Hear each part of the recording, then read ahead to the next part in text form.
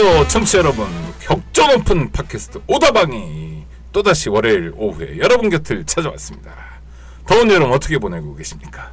우리 서혜성 작가님 잘 계시죠? 네, 안녕하셨습니다. 네, 어떻게 계십니까? 오늘은 뭐 더운데 참을 만한. 왜 그러냐면 네. 오창희 진행자가 늘 눈만 뜨면 격조 높은 그러는데 네. 오늘 진짜로 격조 높은 주제를 그리고 격조 높은 인격을 가진 선생님과 함께 이 방송을 진행하게 돼서 오늘 드디어 그 멘트가 맞는 그런 날이 왔습니다. 네, 드디어 한번 우리 격조가 어느 정도까지 할지 한번 해보고요. 자, 일단 오늘 출연해 주신 선생님 소개해 드릴 텐데요. 이문영 교수님 모셨습니다. 어서 오십시오. 네. 서울대학교 동일평화연구원 HK 교수를 하고 계십니다. 오늘 우리가 하려고 하는 주제가 뭐죠? 오늘 평화 얘기인데요. 평화 얘기 맨날 들어본 것 같은데. 네, 그렇지만 오늘은 특별한 안내자. 물론 이문영 교수님의 안내를 받을 텐데 이문영 교수님께서 또 한 분 아주 정말 멋진 분 톨스토이 할아버지를 소개해 주실 겁니다. 평화에는 노인이 없습니다. 네. 그래서 오늘 주제가 톨스토이와 평화고요.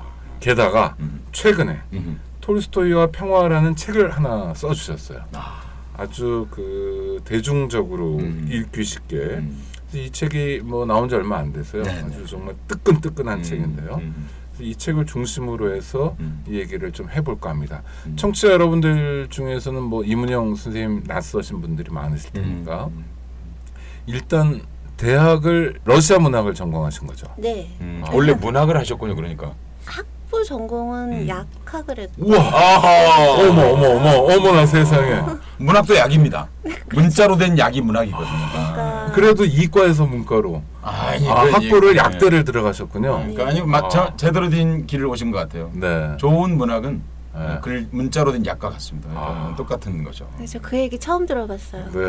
약대 나왔다가 러시아 문학으로 바꿨다고 하면 사람들이 무슨 생각으로 그런 짓을 했냐고 다들 물어봤어요. 지식은요, 네. 그러니까 그 사람들은 그 영역 넘는 것에 대한 공포 때문에 그렇습니다. 그리고 좀 특이하게 여겨지나 봐요. 그런데 저는 좋아 보이네요.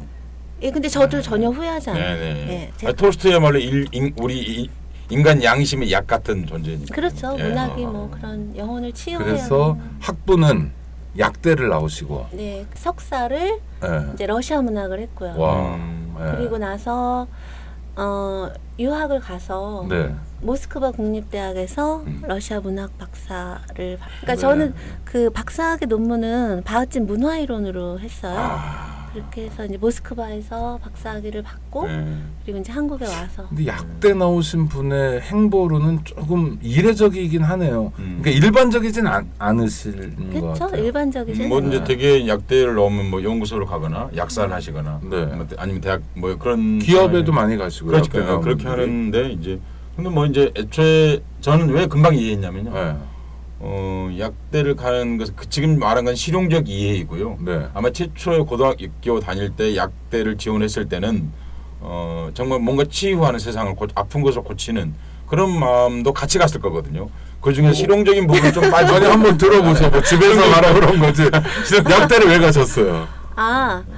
그러니까 저는 사실은 문학을 하기 위해서 약대를 갔어요. 진짜요? 금방 얘기하잖아요. 근데 이제 그런 의미는 뭐 맞을 수도 있긴 한데 저는 이제 소설을 쓰고 싶었고 그런데 이제 소설을 쓰려면 좀 먹고 살 생계는 좀 있으면서 쓰면 좋다고 생각을 한 것도 있는데다 이제 또 집에서도 워낙 이제 그런 소설 이런가 아마 너무 걱정을 하시니까 그냥 생각하기로는 의사는 병행하기가 너무 힘들고 업종 자체가 거의 어렵죠. 약사는 가능할 것 같더라고요. 그래서 처음부터 소설을 쓰되 직업을 갖고 쓰자 이러고 약대 가서 4년만 하면 되니까 그리고 이제 갔는데 대학교 가보니까 글 잘 쓰는 사람이 너무 많더라고요. 그래서 저는 너무 못 쓰더라고요. 저는 그걸 어떻게 하셨어요? 제가 문학회를 들어갔어요. 학회. 약대를 가자마자 저는 약대석 그 동아리를 안 들고 인문학부 친구들 주로 있는. 그죠. 이제 본부로 갔죠. 본부로 가서 문학회를 들었는데 가보니까 정말 글을 너무 잘 써요. 그래요. 네, 제가 정말 한국 글자 쓰는 선생님 그렇게 많나요? 저는 잘 못 봤습니다만. 네. 정말 너무 잘 쓰더라고요. 1학년 때 약간 주눅이 들으셨구나. 그래서 저는 전혀 창작에는 전혀 소질이 없다. 저런 사람들을 도저히 당할 수 없다. 당하려는 그런 게 아니라 그래서 근데 보니까 제가 오히려 이론이 좀 더 맞는 것 같아요. 그러니까 공부가 더 맞는 것 같았어요. 톨스토이처럼 되려다가 톨스토이를 연구하게 되는 그렇죠. 그렇죠. 그래서 그런 것만 전문으로 연구하는 사람이 바흐진이거든요. 네. 그렇죠. 바흐진을 마지막에 박사 논문을 쓰셨고. 그러니까 그냥 우리가 퉁쳐서 전공을 분류하면 러시아 문학이잖아요. 러시아 문화 이론이라고 해야 되나요? 문화 이론? 그러니까 저는 바흐진 철학, 미학, 문학 이론의 상관관계에 대해서 학위 논문을 썼기 때문에 사실 문학만은 아니죠. 문예 좋습니다. 이론. 그런데 러시아가 한국 역사에서 굉장히 중요한 나라잖아요. 소련 말할 것도 없고. 네, 대전 러시아. 그리고 우리가 뭐 당장 아관파천만 생각해도 러시아가 굉장히 가까운 나라고 한반도로 생각하면 영토도 러시아 때문에 뭐 일상으로 얘기하면 러시아의 공사 베베리를 따라온 그 베베리 공사의 부인의 언니가 한국에 처음 커피를 공급할 정도로 일상하고도 밀접한 연관이 있죠. 손탁이라는 녀석이죠. 대단하시네요, 진짜로. 그 사람 이름을 따서 손탁 호텔. 별칭 손탁 호텔입니다. 별칭 정식 명칭은 아니고 손탁 알자스 로렌 지역 출신인데요. 그렇죠. 하여튼 그렇게 하는 영향을 미쳤는데 묘하게도요. 러시아 문학 또는 러시아 문화 이런 거하고 한국은 좀 일정하게 거리가 있었던 거 아닌가. 무엇보다도 38선이겠죠. 이제 그 38선이라고 하는 것이 이제 러시아를 뭐 그렇게 바라보게 하는 결정적인 영향을 줬겠죠. 근데 그 38선이 이문영 선생님, 막심 고리끼 같은 사람은 약간 색깔도 그래서 38선을 못 넘어왔다 치더라도 톨스토이 같은 분들도 영향을 받은 건가요? 사실 고리끼보다 톨스토이가 위험하겠죠. 아니, 그렇습니까? 따지고 보면 사실 그런데 맞는데 근데 저는 선생님 말씀에 부분적으로는 동의하고 부분적으로는 동의를 안 하는데요. 작년이 러시아하고 한국하고 수교한 지 25주년 되는 해였고요. 맨 1884년에 조러 통상조약이 처음 된 것부터 따지면 러시아하고 우리나라하고 서로 한계 125년 정도 돼요. 그러니까 그걸 따지면 러시아 그다음에 또 러시아가 저희 근현대사에 미친 영향, 소련, 제정 러시아 그걸 생각하면 우리나라 사람들이 러시아에 대해서 너무 모르고 그다음에 그 둘 사이의 간격이 너무 먼 건 사실인데 저는 톨스토이랑 도스토옙스키는 예외인 것 같아요. 그래도 그렇죠. 그러니까 왜냐하면 웬만한 사람들도 읽어보질 못했어도 톨스토이 이름 정도는 알아요. 그러니까요. 문학 전집 때문에 그런 거 아니에요? 문학 전집도 그렇고 이제 국가 워낙에 그다음에 그 톨스토이가 국가 추천 도서 목록 이런 데 항상 올라가잖아요. 그러니까 사실 꼭 읽어야 될 100권 뭐 이런 거. 그러니까 사실 너무 두껍고 해서 사람들이 실제로 못 읽는다 해도 그다음에 또 러시아라는 나라가 아직도 우리에게 너무 먼 나라여도 저는 톨스토이는 또 도스토옙스키는 좀 예외라고 생각해요. 그렇죠. 그러니까 막상은 따지고 보면 몰라도 아는 것 같은 느낌. 아니요, 더 유명한 사람이 있습니다. 더 유명한 사람이 있어요. 러시아에서보다 한국에서 더 유명한 사람이 있습니다. 누구요? 푸시킨. 모든 이발소에 다 있죠. 삶이 그대를 통일지라도 결코 노여하거나. 그렇죠. 맞아요. 그러니까 러시아 어디에 화장실에 어디에 써 있지 않아요. 제가 그걸 확인해 보기 위해서 러시아 화장실 들어갈 때마다 찾아봤거든요. 한국에서는 너무 유명한 시인. 질문. 다른 나라 젊은 세대는 모를걸요. 여전히도 화장실에 써 있습니다. 요즘도 써 있어요. 그래서 제가 어제 글 쓴 적이 있어요. 내가 본 최초의 시화는 푸시킨의 그런데 그러니까 왜 그렇습니까? 그러니까 지금 말씀하신 톨스토이, 도스토옙스키, 푸시킨은 소개됐다기보다 사실 그 시의 전체 시도 아니고 시의 한 문단 정도, 한 단락 정도만 소개된 건데 왜 우리하고 그렇게 멀게 자꾸 됐죠? 그러니까 톨스토이는 왜 가까웠냐 이게 질문이신 거죠. 다른 사람은 다 멀고 러시아도 먼데. 그런데 실제로 톨스토이도 이름만 있고 작품명 몇 개만 대중적으로 아는 거지. 정말 주변의 전쟁과 평화를 읽은 사람이 거의 없거든요. 영화를 보죠. 영화. 네. 그러니까 이제 예를 들면 톨스토이의 전쟁과 평화하면 사람들이 오드리 헵번을 탁 떠올리는 그 상큼한 모습 딱 떠올리고 발코니에 나오던 이렇게 거기서 막 이렇게 혼자 밑에서 듣고 있는지도 모르고 그다음에 안나 까레니나 하면 다 소피 마르소 딱 떠올려요. 그다음에 또 하나가 왜냐하면 우리나라에서 톨스토이가 이렇게 대중적이 된 데는 부활의 영향이 굉장히 큰데요. 특히 그게 카츄샤라고 하는 이름이 갖는 역사가 너무 깊은 게 있어요. 그래서 아시잖아요. 그러니까 그 카츄샤라고 하는 그 부활을 각색해서 근데 부활은 사실 굉장히 교훈적인 얘기거든요. 그리고 톨스토이가 예술적 성경 이라고 그러니까 사람들을 교화시키기 위해서 만든 소설로 쓴 소설인데 그렇죠. 근데 우리나라 일본에서 그게 1914년에 연극이 됐고 그게 1915년에 우리나라에 내한 공연이 들어와요. 그때 그 각색된 연극은 완전 통속극. 그러니까 귀족 나리가 하룻밤 그 뭐라 그래야 되나 하녀를 유린하고 버리고 갔고 그렇게 해서 인생이 꼬였다가 다시 재회해서 참회하고 막 이런 그런 식의 굉장히 통속적인 신파극으로 일본에서도 엄청난 히트를 쳤고요. 그게 우리나라에서도 히트를 쳤고 그래서 끊임없이 그게 연극이 되고 그 다음에 그 유행가 카츄샤의 노래 이해리수가 불렀죠. 그러니까 그 나왔고 이해리수가 죽은 지가 2년 됐습니다. 그거밖에 안 됐어요? 네, 왜냐면 그분이 오래 사셨어요. 근데 자기가 그 기자가 찾아서 물었어요. 혹시 카츄샤 노래를 기억하시냐고 그랬더니 기억을 못한다. 아 진짜? 치매 걸리셔서 그러시는 거죠. 황성예터도 원래 이해리수가 불렀거든요. 그때 이름은 일본식 이름이어서 황성의 적 그랬는데 그것도 기억을 못하죠. 하여튼 그 다음에 그 노래가 근데 이제 계속 리메이크가 됐고요. 그 다음에 뭐 60년대 이럴 때도 신성일 어맹란 나와서 카츄샤 영화 나오고 막 이런 식으로 그러니까 뭔가 항상 옆에 있기는 했었던 거예요. 그리고 근데 요즘 러시아에도 그런 음악도 있지 않습니까? 카츄샤라는 음악이 아예 있지 않습니까? 근데 그건 다른 거죠. 다른 거죠. 그거는 민요인 거죠. 민요죠. 이거랑 전혀 다른 거죠.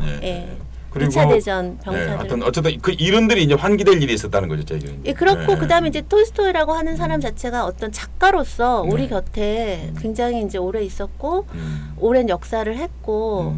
그러니까 예를 들면 일본 같은 경우에 그 당시 톨스토이 인기는 우리나라 지금 응답하라 1988 하면 그 당시를 구성하는 그 풍속도들이 나오잖아요. 그 당시 일본의 풍속도에는 톨스토이와 카츄샤가 꼭 들어가야 될 정도로 그렇게 인기가 있었단 말이에요. 근데 그게 이제 신파극 이런 식으로 우리나라에 전달이 되고 이어져 오고 그리고 나서 이제 우리나라에 또 60, 70년대는 문학의 시대였잖아요. 60, 70년대, 80년대는 문학의 시대였고 그렇죠. 네. 지금보다 훨씬 더 엄청난 문학의 시대였죠. 그래서 톨스토이를 안 읽어도 끼고 다니고 제가 거기에서 파탄당한 대표적인 사람이었어요. 그때 계속 그런 문학의 시대가 일 줄 알고 그 좋은 시절이 그 시절이 계속 갈 줄 알고 톨스토이만이 아니라 그 당시 뭐 헤르만 헤세니 뭐 해밍웨이니 뭐니 펄벅이니 뭐 이렇게 있었잖아. 까미 뭐 해서 다들 뭐 문학을 전공 안 하는 사람도 문학을 해야 됐어요. 읽는 게 의무였고 근데 이제 그러다 그런 시대가 그래도 까미 같은 경우 많이 짧아서 근데 톨스토이는 많이 안 읽었던 것 같아요. 옛날에 까미는 원래 문장도 짧고 또 문체주의자고 그 사람은 그리고 또 이야기도 짧고 또 이야기 구조가 주로 이제 1인칭 시점이거나 내지는 그 이야기의 복선 구조가 단순합니다. 톨스토이는 훨씬 더 다층적 인물형이 등장하는 형식이고 그리고 이제 거기에 고백체와 뭐 이런 것들이 많이 들어있기 때문에 근데 제가 하나 더 말씀드리고 싶은 게 뭐냐면 그러다 이제 세대가 바뀌어서 문학을 읽지 않는 시대가 왔잖아요. 근데 이제 그럴 때쯤에 어떤 일이 일어났냐면 하도 사람들이 책을 안 읽으니까 MBC 느낌표 라는 프로그램에서 책 같은 거 매주 골라갖고만 했잖아요. 책을 읽읍시다. 거기서 톨스토이가 그게 이어져가지고 도서관 진 거 기억나시죠? 그러니까 그 도서관 진 분이 누군지 아세요? 앞에 계신 분입니다. 아 진짜요? 그걸 잘했다고 해야 되는지 못했다고 해야 되는지 모르겠으나 어쨌든 평생을 책과 함께 사신 아무튼 이 책을 1장을 읽는데 그 얘기가 나와요. 그때 거기서 이제 그 책도 제가 추천했거든요. 그런데 톨스토이를 어떻게 좀 더 읽게 해볼까 그러니까 그런 마음에서 그때 그 뽑힌 책은 좀 전에 말씀하신 뭐 복잡하고 뭐 그런 구성 서사고 이런 게 아니고 전혀 아니죠. 바보 입안. 그다음에 사람은 무엇으로 사는가? 사람에게는 얼마만큼의 땅이 필요한가? 그게 다 톨스토이가 나중에 참회를 하고 나서 농민들이나 어린이들을 위해서 지은 우화들이에요. 그러니까 되게 쉽잖아요. 쉽죠. 짧고. 그러니까 그게 이제 히트를 친 거죠. 그러면서 히트를 안 칠 수가 없죠. 그렇죠. 더구나 이제 1위 그러니까요. 그러니까 그래서 베스트셀러가 됐고, 그러니까 이미 어떤 고전으로서의 명성이 있었던 데다가 말씀하신 것처럼 옛날에는 문학의 시대에는 어려운 것도 막 사람들이 길어도 읽고 했는데 그러지 않은 시대에는 또 그거에 맞는 톨스토이의 다른 문학 형식이 또 나타난 거예요. 너무 짧고 교훈적이고 되게 향기로운 어떤 경구 같은. 그 톨스토이와 뭐 조선 한국 사람들이 만난 게 대략 100년 정도라고 보면 1906년에 처음 소개됐어요. 네, 그렇죠. 110년이라고 보면 구비구비가 있었으나 하여튼 톨스토이를 잘 몰라도 실제로 안 읽었어도 우리 주변 어딘가에 톨스토이가 있게 한 것은 여러 가지가 있었네요. 심파극부터 느낌표까지. 그리고 오다방도 안 사람이 저희. 그래서 제가 책에도 썼는데 저도 막 인터넷 검색을 하면서 톨스토이가 이렇게 대중적으로 사람들에게 소비가 되고 있구나. 정말 저도 놀랐던 게 뭐냐면 인터넷에 쳐보시잖아요. 그러면 이런 책들 제목이 막 나와요. 그러니까 예를 들면 톨스토이처럼 생각하고 행동하라. 행복한 삶을 위한 5가지 질문. 톨스토이하고 관계없는 아니에요. 톨스토이에 대한 또는 톨스토이가 매개가 낸 책들이요. 또는 또 톨스토이가 이름만 빌린. 톨스토이가 이렇게 짧은 우화들도 많이 썼지만 그런 매일의 격언 있죠.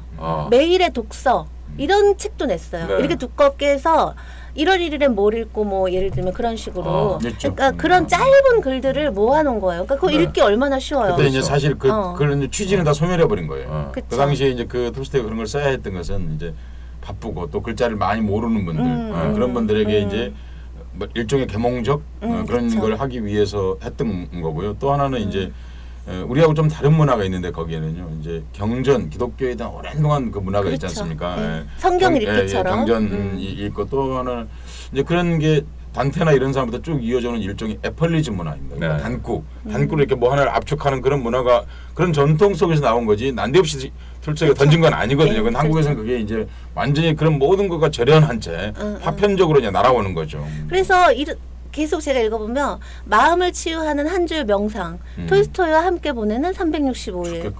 네, 보세요. 365일 에센스 톨스토이 잠언집.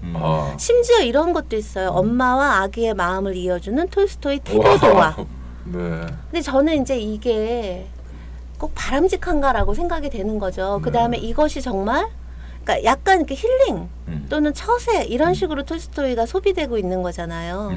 근데 이게 과연 우리가 톨스토이를 제대로 읽고 있는 건가라는 의문이 전 좀 들었어요. 굉장히 점잖게 말씀하시는데 아니란 얘기입니다. 근데 제가 이 방송 근데 하여튼 독특한 현상은 많네요. 하필이면 톨스토이. 근데 그렇죠? 그게 또 더 신기한 거 뭐냐면 지금 들어온 지 한 100년 된 거잖아요. 1906년에 처음 소개됐으니까 그 초반에 그랬어요. 초반에도 이미도 아세요? 전쟁과 평화가 톨스토이 대표작이잖아요. 그게 한국에 처음 번역된 게 몇 년도쯤인 줄 아세요? 1914년에 15년에 연극이 막 만들어지고 1906년에 처음 소개되고 했잖아요. 전쟁과 평화가 소개된 게 1956년인가 그래요. 그다음에 안나 까레니나가 1959년인가? 그러면 늦은 거 아닌가요? 엄청 늦은 거죠. 그러면 그 처음에 막 1906년도에 처음 소개돼서 막 톨스토이 붐이 일었었던 때가 이제 1910년, 20년대 요때인데 그때 주로 번역됐었던 건 바보 입안. 사람은 무엇으로 사는가. 일단 아까 얘기한 얼마만큼의 땅이 필요한가. 플러스 종교론 같은 거.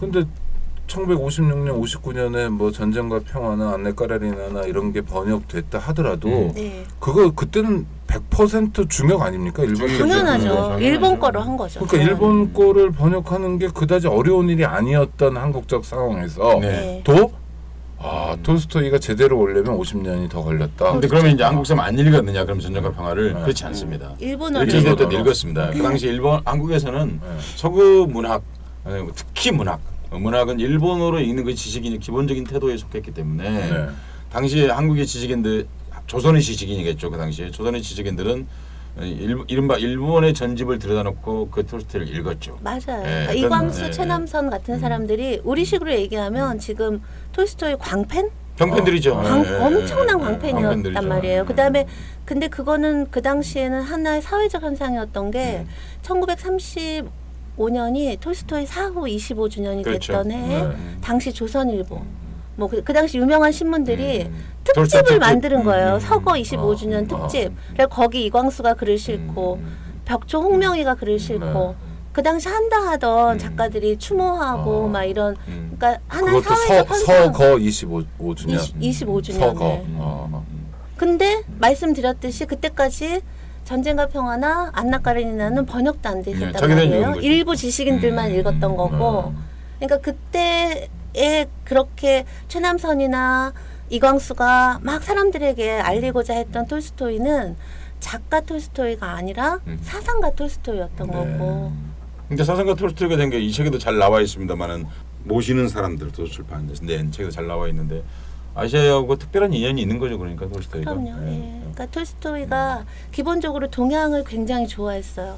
그러니까 톨스토이는 서구 문명에 대해서 굉장히 비판적이었고 아시아에 굉장한 애착을 갖고 있었고 그다음에 서유럽 문명에 대해서 굉장히 비판적이었고 문명 자체 근대 문명 자체에 대해서 너무나 비판적이었고 그걸 주도한 게 서유럽이니까 서유럽에 대해서 비판적이었고 그 대안을 찾고자 했고 그게 수천 년 쌓여온 아시아 민중들의 지혜 속에서 답을 발견할 수 있지 않을까 그런 생각을 했고 특히 톨스토이가 노자를 너무나 좋아했어요. 그러니까 물론 공자 맹자도 다 좋아했는데 특히 노자의 특히 무의 사상 노자의 무의 사상하고 톨스토이의 무저항주의가 정말 사상적으로 유기적으로 연결되어 어쩌면 노자의 무의 사상에서 무저항이라는 톨스토이 그게 훨씬 더 여물었다라고도 말할 수 있거든요. 그러니까 톨스토이 입장에선 그런 노자를 산출한 아시아고 중국이고 또 불교 또 굉장히 좋아했거든요. 그런 인도고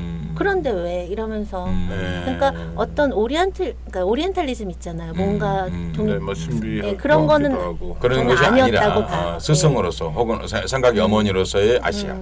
그 다음에 톨스토이는 전쟁에 대해서 굉장히 비판적이었고 특히 그 제국주의나 식민주의에 대해서 엄청나게 비판적이었기 때문에 이렇게 훌륭한 아시아의 민중들이 저렇게 값어치가 없는 서구 문명에 의해서 서유럽 증기기관 좀 빨리 만들었다고. 뿐만 아니라 막수주의까지도 비판한 거죠. 그렇죠. 그 착취, 그렇죠. 막수주의의 그 아시아 팽창까지도 너무나 톨스토이는 안타까워했어요. 왜 저 따위 거칠고 상경한 이미 자기들 속에 있는데 그걸 발견하면 되는데 톨스토이가 인생이 두 파트로 나뉘거든요. 그래서 참회록이 1882년에 나오는데 그 이전 이후로 나뉘어요. 그래서 그 이전에는 그러니까 뭐랄까 작가 톨스토이, 인간 톨스토이가 좀 더 우세했다면 그 이후로는 이제 어떤 종교적인 각성, 그 다음에 어떤 평화에 대한 그러니까 어떤 평화 사상 같은 걸 명확히 가지고 어떻게 살아야 하는가에 대한 나름의 어떤 생각들을 가지게 되면서 평화 사상가 톨스토이 어떤 그런 걸 도덕적인 어떤 그런 톨스토이로 이제 이렇게 두 파트로 나뉘게 되거든요. 근데 잠깐만요. 그런데 이 1886년이요? 82년. 네, 참회록이 나왔고요. 그 전에 정신적 위기를 한 1870년대 말부터 정신적 위기를 겪고 자살을 할까 말까 막 이럴 정도로 그러다가 그 위기를 겪고 나온 게 참회록인 거예요. 그러니까 톨스토이가 1822년생 맞죠? 1828년. 28년생이니까. 1828년.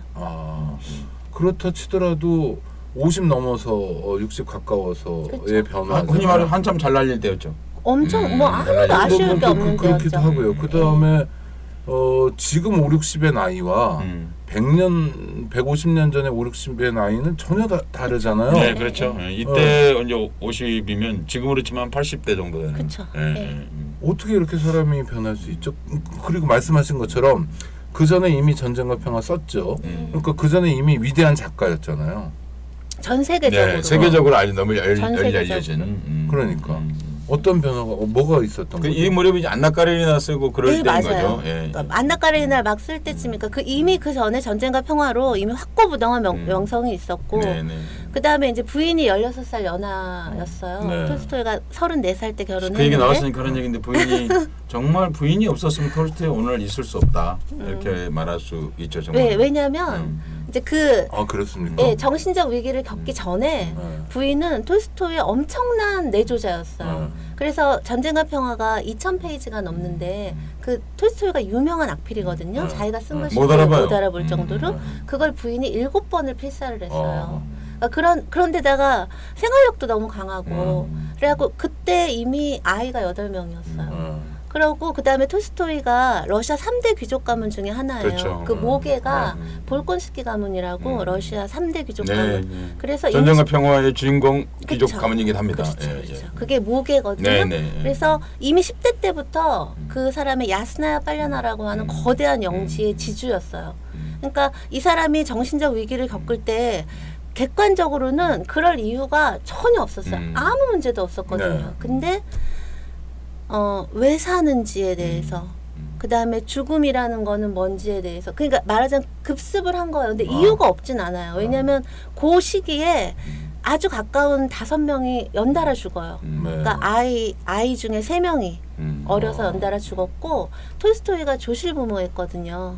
2살 때 어머니 돌아가시고 동생 나타 어머니가 돌아가셨고 아버지 어이고 그래서 9살 때 아버지가 돌아가시면서 그 이후로 톨스토이를 부모처럼 돌봐주신 고모하고 아주머니가 있는데 그 두 분이 또 그때 연달아 다 돌아가세요.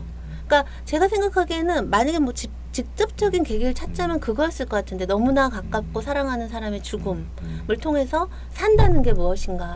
인간은 왜 사는가? 또 이런 생각이 들어요. 톨스토이만이 그런 게 아니라 19세기가 아름다웠던 것은 그런 거대한 부와 권력을 가지고 있는 사람들이 자기를 내려놓던 그런 시대였어요. 맞아요. 그 19세기에서 20세기를 이행해 가는 과정이 인류사에서 가장 아름다웠다. 톨스토이도 그렇고 그 뭐 관계 없는 지역에 삽니다만 케타 콜비치라고 하는 동프레션 출신의 그분도 어마어마한 부자였거든요. 그런데 그 모든 걸 버리고 가장 낮은 자의 민중 속으로 내려갔거든요. 안녕하세요. 오창익입니다. 인권연대는 정부나 기업의 지원을 사양하고 오로지 시민의 참여로만 운영하는 100% 순도의 민간 인권단체입니다. 1999년 창립 이래 한눈 팔지 않고 오로지 인권운동에만 매진해 왔습니다. 인권연대 회원으로 참여해 주세요. 인권연대 회원이 늘어나면 그만큼 인권연대의 활동도 풍부해지고 활발해집니다. 인권연대 회원가입은 인권연대 홈페이지를 참고해 주세요. 감사합니다.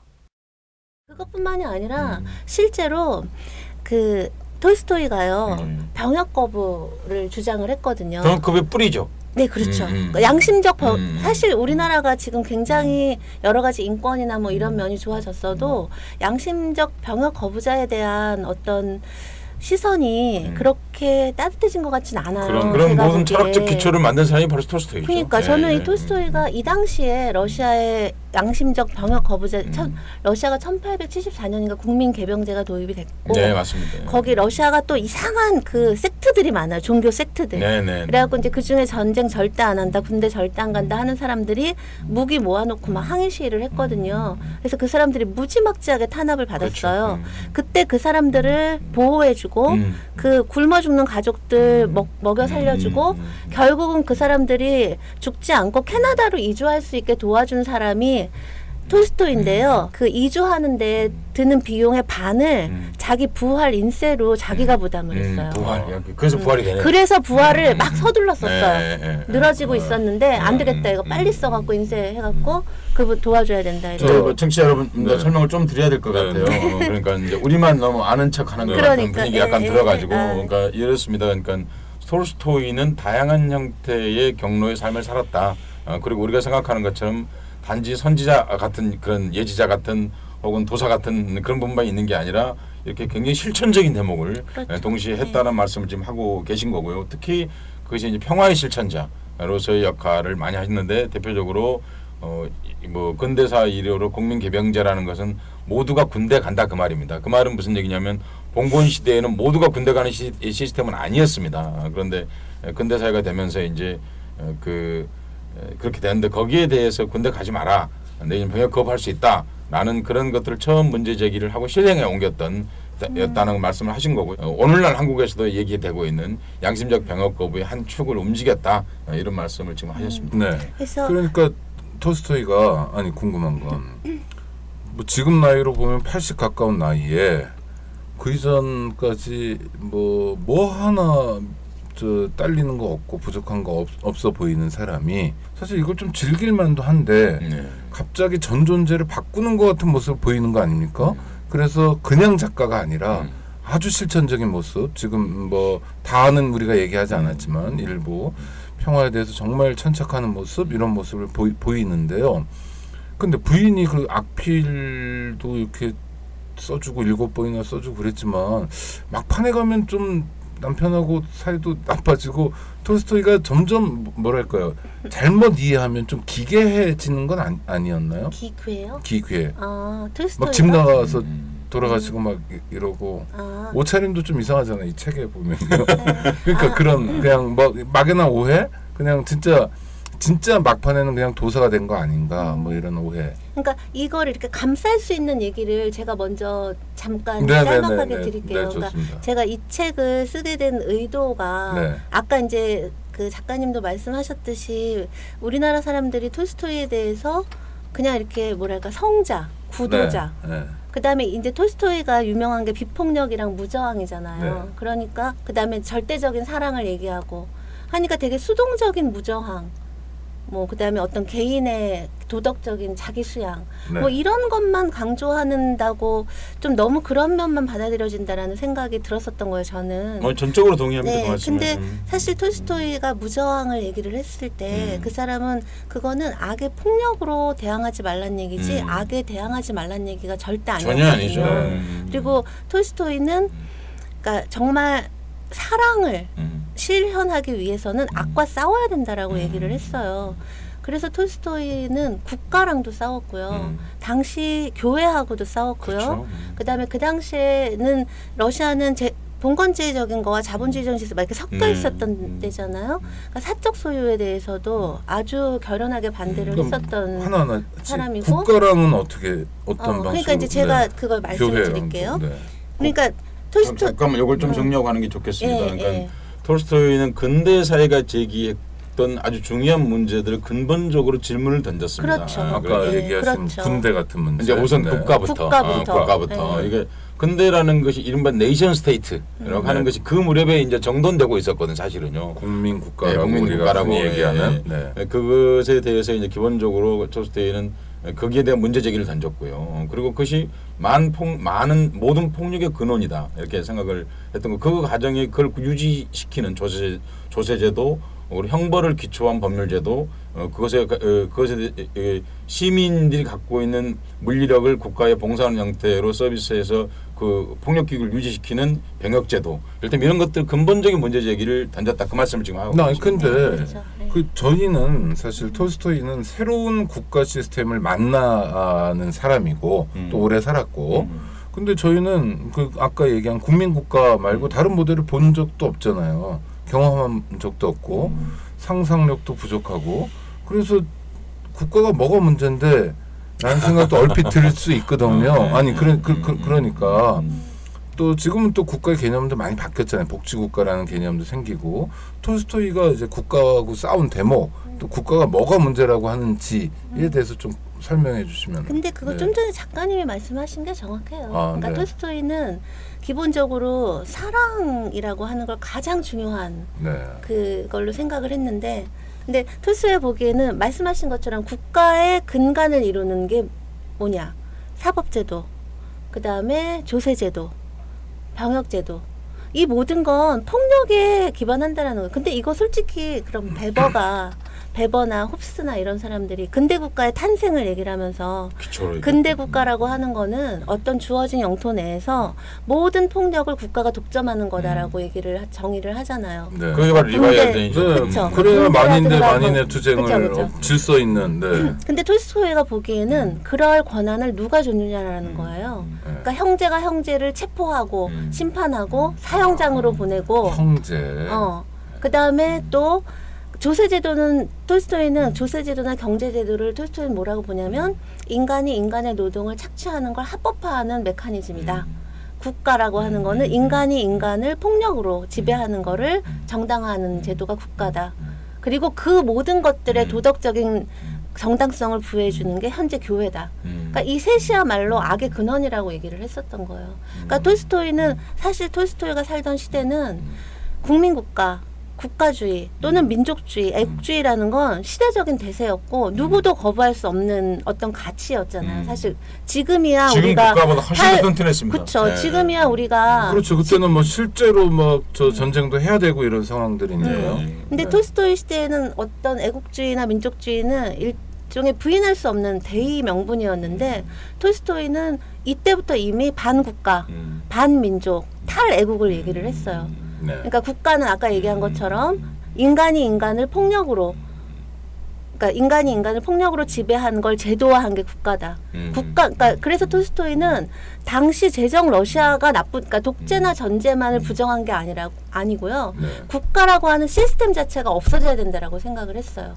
왜냐하면 그건 병역제도, 군대, 경찰 이런 폭력 구조에 입각해 있고 사법제도, 사형이나 구금이나 체포나 처벌이나 이런 걸 가능하게 하는. 그러니까 저희같이 상상력 없는 사람들은 우리가 국가가 만약 우리끼리 잘해서 없애면 다른 나라가 우리를 먹는 거 아니냐. 그건 사실 그런 논리들을 동원시키잖아요. 그렇기 때문에 톨스토이는 그 다른 나라, 나의 나라라는 게 아니라 사회동포를 얘기를 한 거죠.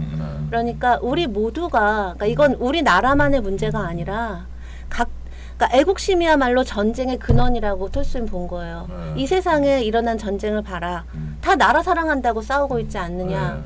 민족주의 때문에 일어나지 않느냐. 그러니까 인류는 자기 나라 사람들, 자기 특정한 어떤 구획 속에서 그 인위적으로 얘네들만 내 형제, 이게 아니라 사회동포, 그러니까 그 기독교의 가장 기본적인 형제를 회복을 해야 된다라는 거죠. 그러니까 상상력이 빈곤해서 말씀드리는데 만약에 사법제도도 없고 감옥도 없고 그러면 동네 건달 같은 사람들만 행세하고 사는 거 아니냐? 아니 그러니까 왜냐하면 저희가 뼛속 깊이 그런 교육을 받았고 사실은 톨스토이가 100년 더 됐네요. 그때 얘기하던 얘기들을 저희가 그대로 그러니까 뭐 130년 전 버전이어도 얘기하기가 두렵고 떨릴 만큼 국가가 존엄 시대잖아요. 사실 인간이 존엄 시대는 게 아니라. 지금 그 청취자를 대변하시는 거죠? 본인이 그렇게 생각하시는 그렇죠. 건 아니고. 아니 검증을 저도 그렇게 좀 생각하죠. 네.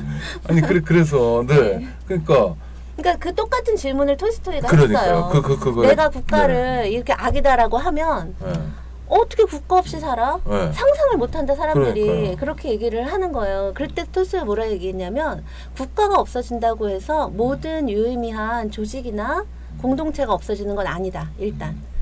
국가는 없어져도 시청이나 동사무소는 있을 수 있다. 그렇죠. 유의미한 공동체나 조직이나 이런 건 있을 수 있고 빈민구제소도 있을 수 있다. 그렇죠. 네. 그다음에 제일 중요한 건 톨스토이 뭐였냐면 아무리 그 상태가 나빠도 지금 국가가 행하는 악보다 나쁠 수는 없다라는 거예요. 사람이 사람을 아무리 죽여도 국가가 한번 전쟁 일으켜서 죽는 사람 수랑, 그러니까 쉽게 얘기하면 비교를 해보라는 거예요. 그러니까 인간이 갖고 있는 자율성, 권력에서 벗어났다고 해서 인간이 갖고 있는 어떤 자연법적 자율성이 없어지리라고 생각하는 그 망상을, 미신을 계속해서 주입하는 게 국가주의거든요. 사실은요. 사실은 우리는 국가주의를 군대 가거나 애국가가 나올 때 아니어도 계속 느끼도록 강요받는 거죠, 사실은요. 근데 산골에서 평생 나무만 베고 3대째 살았던, 뭐 그러면서 그렇게 살았던 분들은 국가주의하고 굉장히 멀거든요. 근데 그분들이 크게 질서 위반하지 않거든요. 그러니까. 맞아요. 그 영화 동막골. 웰컴 투 동막골이었죠. 그러니까 그 영향을 말씀드리면 이렇게 말씀드릴 수 있습니다. 그러니까 그 톨스토이가 아시아에 소개된 시기는 굉장히 좋은 시기였다고 생각합니다. 1905년, 6년, 4년, 5년, 6년 일본에 이렇게 소개가 되는 게 최초로 소개된 과정이 평화, 반전 이렇게 되었지 않습니까? 그런데 그 뒤에 사실 그 1차 볼셰빅 혁명이나 2차 볼셰빅 혁명에서 실제로 노동계급의 혁명을 대중이 지지했을 것 같으세요? 아니거든요. 사실은 톨스토이 많이 기대었습니다. 혁명가들이. 볼셰빅 혁명. 그게 뭐냐면 왜 짜르를 위해서 군대 가서 죽느냐 했어요.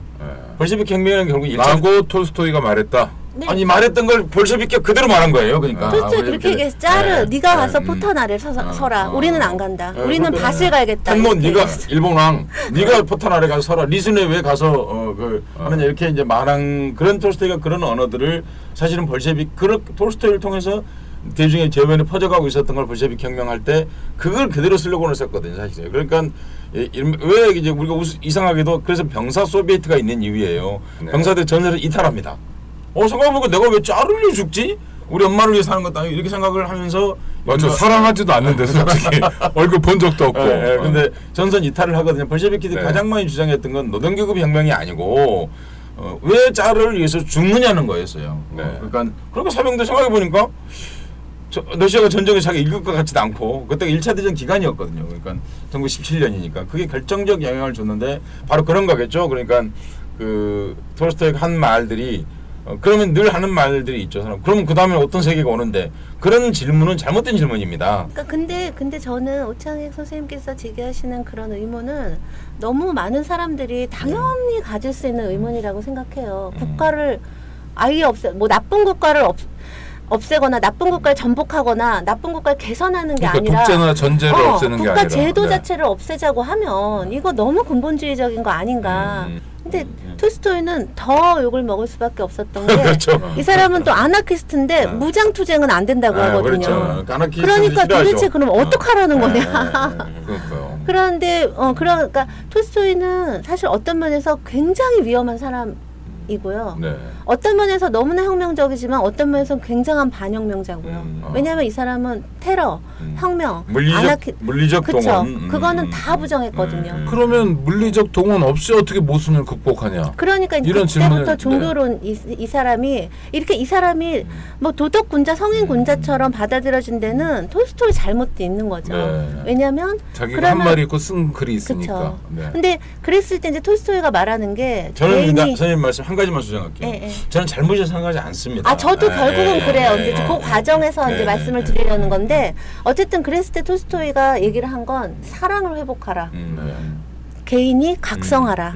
그리고 자신을 돌아보고 그리고 자신을 도덕적으로 완성시켜라라는 거거든요. 이런 얘기를 무수히 했어요. 그럼 이제 사람들이 그냥 생각하기에는 그럼 어떻게 뭐 기도해? 뭐 종교심. 근데 솔직히 톨스토이는 그렇게 아주 추상적이고 현실과 동떨어진 방법으로 사랑을 실현하고 믿음을 회복하라고 한 게 아니었어요. 그 사람은 구체적인 행동 강령을 줬어요. 그럼 국가를 나쁜 국가를 전복하지도 못하고 개선하는 것도 안 되고 그렇다고 혁명으로 무력으로 해도 안 되고 그러면 어떻게 하냐 이랬을 때 톨스토이 뭐라 했냐면 첫 번째 공직 거부 두 번째 조세 거부 세 번째 그러니까 납세 거부 세 번째 준법 거부 네 번째 병역 거부 구체적인 행동 강령을 줬는데 근데 불이익이 크잖아요. 그러니까 저는 톨스토이가 되게 위험하고 되게 혁명적이라고 생각하는 게 그 부분이에요. 그러니까 사람들은 이 사람이 이런 국가 이런 사회 악을 하기 위해선 도덕을 뭘 회복해야 된다 이렇게 얘기하면 뜬구름 잡는 것 같지만 실제로 이 사람이 이렇게 하라고 한 강령은 누구도 쉽게 할 수 없는 거예요. 차라리 무력으로 엎어버리는 게 낫지. 그렇죠. 자기 생활을 유지하면서 이렇게 거기 가신 거예요. 그러니까 세금 안 내고 군대 안 가고 감옥 가야죠. 그러면 당연히 나한테 폭력이 쏟아질 거 아니에요. 그거를 또 내가 폭력으로 저항해도 안 돼요. 그걸 하라는 거예요, 톨스토이는. 그러니까 모두 다 구도자의 삶을 살라는 거네요. 구도자가 아니라 전사의 삶을 살라는 거죠. 성자와 전사가 일치된 삶을 살라는 거예요. 근데 저는 이런 톨스토이가 저는 이렇게 위선이라고 생각되진 않는 게 이런 폭력을 엄청나게 저에게 예를 들어 제가 남자인데 군대를 안 갔다 쳐보세요. 제가 감옥을 가거나 주변 뭐 엄청난 여러 물리적 문화적 폭력들이 쏟아질 거 아니에요. 그거를 제가 어떠한 폭력도 행사하지 않은 채 내가 그거를 묵묵히 받아 안으면서 그러나 그런 사회적 폭력에 내가 가담하지 않는다라는 건 엄청난 윤리적 결단이에요. 그렇죠. 그건 엄청난 정신적인 힘이 필요한 일이거든요. 저는 그게 한 번의 무력혁명보다 훨씬 더 근본적인 전혁명이라고 생각을 하고 그런 의미에서 그 당시 사회주의자들 이런 혁명주의자들이 톨스토이를 혁명의 방해가 어떤 면에선 이용했지만 반혁명주의자라고 레닌처럼 그랬죠. 얘기를 했지만 저는 정말 근본적인 정말 위험한 그리고 어떤 의미에서 가장 근본적인 혁명주의자는 저는 톨스토이였다고 생각해요. 가장 과격한 거죠, 사실. 그렇죠. 가장 그다음에 또 하나 톨스토이가 진짜 과격한 게 뭐냐면 간디도 이러진 않았어요. 무저항 비폭력의 상징은 사실 톨스토이보단 간디잖아요. 그랬죠. 그랬어도 간디는 불가피한 상황에서의 폭력 사용을 허용했단 말이에요. 근데 톨스토이는 예를 들어 정당방위로서의 폭력, 누가 날 죽이려고 해요. 그래서 내가 그것도 하지 못하게 했어요. 예를 들어 나만이 아니야. 나는 차라리 비유가 나은데 내 옆에서 강도가 어린애를 죽이려고 해요. 그럴 때 그 어린애를 보호하기 위해서 강도를 죽이는 것도 하지 말라고. 제가 그중에 가장 충격을 받은 게 어린아이와 강도 사이의 생명의 위중이 높이가 누가 더 중하다고 말할 수 없다. 감히 누가 얘기할 수 있느냐. 그다음에 그 강도가 우리가 판사들은 정말 너무 쉽게 판단하는 거예요. 그러니까요. 그다음에 강도가 그 아이를 정말 죽이려고 하는데 미래의 일이니까 진짜 죽인다라고 너가 어떻게 알 수 있느냐. 네 몸으로 그 사회를 막아설지언정 강도를 죽여서는 안 된다라는 거예요. 이거는 인간의 근데 그렇게 자기 보존 본능을 공격하는 창의진행자한테는 불가능한. 그러니까 대부분의 사람들이 불가능하죠. 그렇죠. 본능적으로 방어하게 되어 있어요. 그런데 그 톨스토이는 러시아 정교의 신자죠. 기독교 신자. 신자였죠. 파문당했죠. 였는데 파문을 당했어요. 왜 파문당했죠? 이제 이 사람이 그런 얘기하면 파문 당할 것 같긴 한데. 근데 그거보다도 실제 이유. 말년에 파문당한 거죠. 예, 1901년에 파문당했어요. 근데 톨스토이가요. 아까 이제 참회를 했다 그랬잖아요. 정치적이 겪고 참회를 하고 나서 자기가 이제 참회를 하고 제일 먼저 공격을 한 게 교회였어요. 왜냐하면 이 국가제도라는 게 이제 폭력에 기반하기 때문에 사람들이 사랑을 실천하지 못하게 하는데 국가가 그렇게 하도록 옆에서 부추기고 도와주는 게 교회라는 거죠. 그래서 교회를 정말 저주에 가까울 정도로 비난을 했고 독서를 퍼부었고 기생충이라는 둥 예수의 피를 빨아먹는 막 돈만 밝히면 막 이렇게 얘기를 했고 그러면서 톨스토이가 자기가 기독교를 만들어요. 근데 그 기독교의 내용이 파문당할 만해요. 솔직히 얘기하면 뭐였냐면 새로운 교파를 창시했다는 거네요. 근데 이제 톨스토이는 기본적으로 그거는 초기 기독교로 돌아가자는 거다 나는. 그 다음에 그 4대 복음의 정신으로 돌아가자는 거다라고 얘기를 예수다운 예수 얘기죠. 그렇죠. 근데 톨스토이는 일단 예수는 신이 아니다. 인간이다. 그렇죠. 예수는 신이다. 그렇기 때문에 예수를 신으로 여겨 예수에게 기도를 하거나 예수를 섬기는 자는 가장 큰 불경을 행하는 것이다. 그 다음에 동정녀 마리아 스테도 부인했어요. 그 다음에 천지창조도 부인했고요. 사후세계도 부인했고 천국 지옥도 부인했고요. 그 다음에 그 성찬식 있죠. 아니 무슨 빵떡이 무슨 주문 같은 걸 외우면서 넣는다고 그게 어떻게 그런 건 다 기만이고 사기고 가장 중요한 거는 예수가 가르친 그 가르침으로 돌아가는데 그러기 위해서 그리고 예수의 가르침을 아무것도 모르는 민중들도 다 실천하려면 그런 신비 기적 이런 거 다 쳐버려야 된다라는 거예요. 그리고 오로지 그 가르침 그러니까 남에게 대접받고 싶은 대로 너도 남을 대접하라. 화내지 마라. 그 다음에 이웃을 내 몸처럼 사랑하라. 이거를 삶 속에 실천하라는 거였기 때문에 사실 이단으로 몰릴만 해요. 지금도 아마 그렇게 주장하면 이단일걸요. 2단 아니라 3단, 4단, 5단쯤 되는 것 같은데. 그 다음에 이제 그것이 국가의 악을 돕는다라고 하는 게 그것뿐만 아니라 그걸 또 악을 정당화해 주는. 그러니까 그게 이제 우리 요즘 흔히 얘기하는 문화적 폭력 개념인 거죠. 그러니까. 네, 저희가 그러니까 톨스토이 참 저는 생각하면 이제 우리에게 이제 그렇게 좀 아까 말씀하신 여러 가지 영향을 준 것들 중 하나가 또 그림이라고 생각하거든요. 그러니까 그림 초상화. 그러니까 그 톨스토이 보면 우리가 누워서 책 보고 있는 이런 건 일리아 레핀이라고 하는 당시 러시아 이동파 화가가 이제 그린 그림인데 정말 그 그림을 보고 있으면 그림만 봐도 그냥 편해요. 편해요. 그런 부분과 지금 우리가 오늘 얘기했던 어떤 전사 같은 어떤 부분 이렇게 같이 있는 그런 분이라는 생각이 정말 들고요. 그 아스타포보에게 도착했을 때 이제 전 세계에 이게 타전되었어요, 사실은요. 그래서 가장 빨리 달려왔던 사람 중 하나가 그 보리스 파스테르나크 그 아버지였어요. 그래가지고 그 아버지가 거기 와서 그 죽어 있는 모습을 그렸잖아요.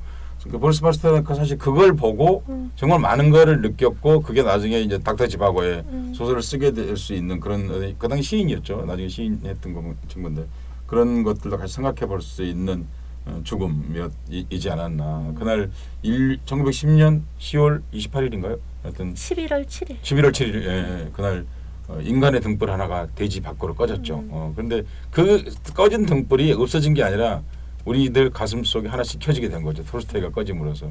그러니까 제가 청취자분들께 이 표지를 보여드릴 수는 없는데 제가 이 표지를 고르느라고 굉장히 애를 썼고 그래서 결국은 이게 저작권료를 지불하고 이걸 쓴 거예요. 그러니까 보통 톨스토이 하면 아까 말씀하신 것 같은 그런 사진 뭐 보기만 해도 그렇죠. 뭔가 힐링을 주고 뭔가 이렇게 좋은 말을 해주고 그게 아니라 지금 이 사진은 정말 노숙자처럼 보이는 톨스토이잖아요. 넝마 같은 옷에 지팡이 짚고 정말 늙었고 덥수려 이건 지금 정말 완전 노숙자 모습이잖아요.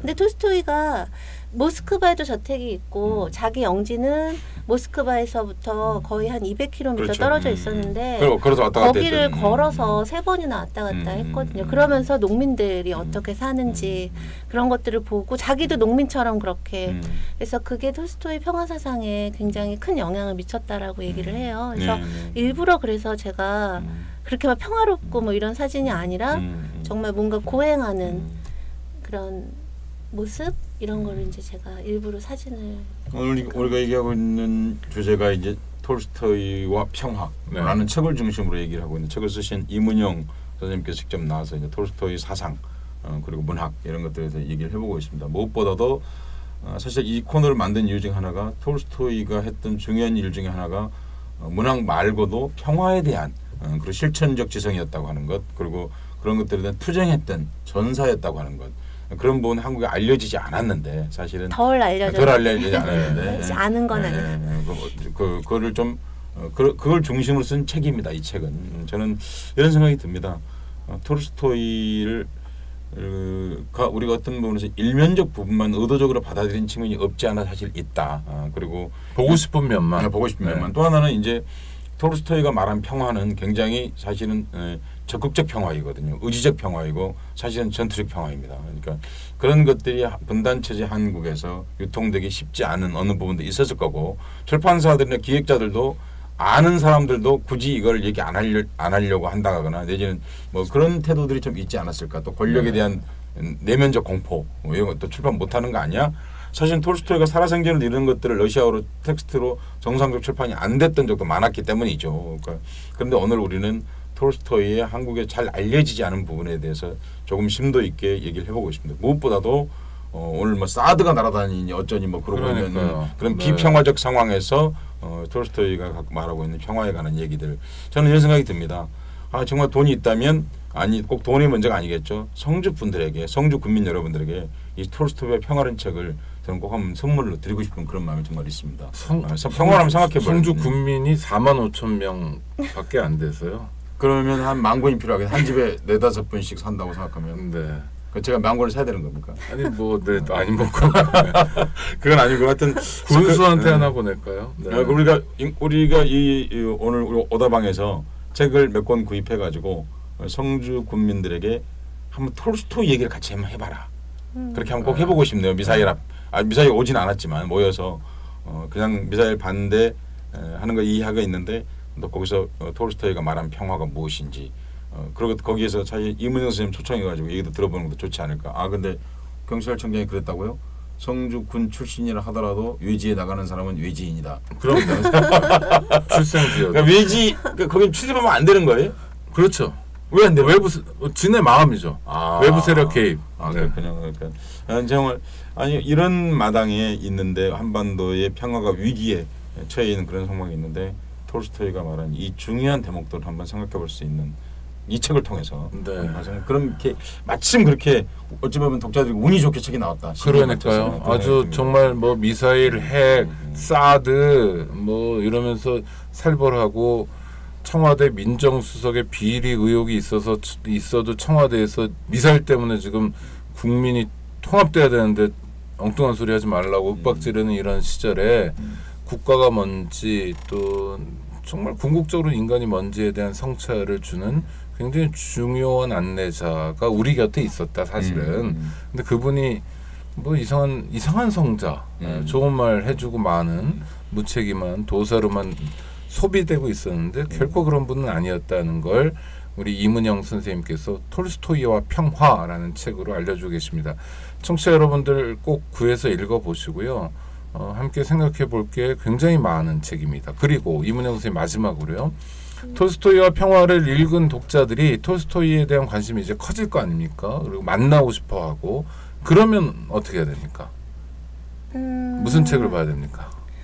일단 제가 이제 이 책을 쓰면서 되게 놀란 게 톨스토이가 사실 우리나라의 작품은 웬만한 건 다 번역돼 있거든요. 네. 근데 지금 말씀드린 이 톨스토이의 평화 사상이 담긴 톨스토이의 그것들이 생각보다 번역이 잘 안 되어 있어요. 그러니까 이런 반국가주의, 뭐 반애국주의, 반민족주의 이런 이 톨스토이 평화 사상의 그 핵심을 파악할 수 있는 책들이 번역이 되게 안 되어 있는데 우리 독자분들께서는 러시아어를 직접 못 읽으시니까. 근데 얼마 전에 그 영남대 박홍규 선생님. 박홍규 선생님 뭐 굉장히 광범위하죠. 그분은 정말 법학자신데 얼마 전에 법학자 아닌 것 같아요.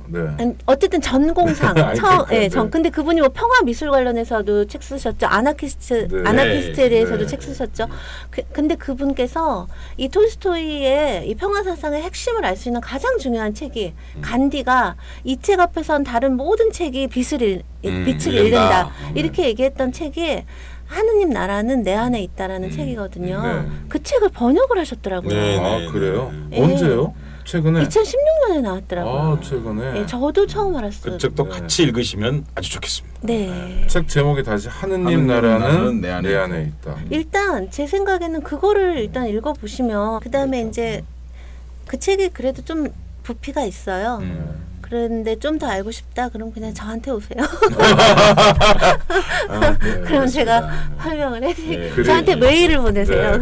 그리고 그게 아니라도 익히 우리가 제목만으로도 친숙해진 톨스토이 저작들도 여름 좋잖아요. 휴가 때 정말 다시 한번이든 생애 최초든 한 번씩 도전해 보시면 전쟁과 평화 같은 거 두껍긴 하지만 그 끝낼 때 맛도 있고요. 또 영화하고 전혀 다른 소설의 재미, 또 깊이 뭐 이런 것도 있고 하니까. 남성과 문자는 근본적으로 다른 매체이기 때문에요. 부활도 재밌어요. 저는 부활 너무 재밌던데. 어렸을 때 뭐 그런 얘기 했었는데 부활이냐 복활이냐. 아재 개그라고 하나요? 이런 걸? 한자식 아재 개그? 한자식은 했던 것 같습니다. 요새는 그 정도면 할배입니다. 그렇군요. 중학교 때 했던 기억이 갑자기 나가지고. 아이고 저 두 분 감사합니다. 청취자 여러분, 톨스토이란 인물에 대해서 살펴봤습니다. 1시간 동안 살피는 게 한계가 명확합니다. 그래서 다시 한번 권해드리는데 톨스토이와 평화라는 책, 이문영 선생님 쓰신 책도 한번 살펴봐 주시고요. 또 저희는 아직 검토 못했습니다만 박홍규 선생님 번역하신 톨스토이 책 너희 하느님 나라는 너희 안에 있다. 내 안에 있다. 이 책도 함께 살펴보시면서 또 지금 사드 배치로 아파하고 있는 성주 사람들도 함께 생각하고 여러 가지 중요한 과제도 생각하는 그런 좋은 여름 되시기 바랍니다. 저도 한마디만 하겠습니다.